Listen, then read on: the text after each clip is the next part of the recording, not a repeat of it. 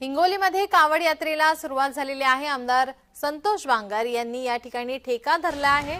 कावड यात्रेला सुरुवात झालेली आहे। आमदार संतोष बांगर यांच्या नेतृत्वाखाली या यात्रेचा या ठिकाणी सुरुवात झालेली आहे। मुख्यमंत्री एकनाथ शिंदे कावड यात्रेमध्ये सहभागी होणार आहे।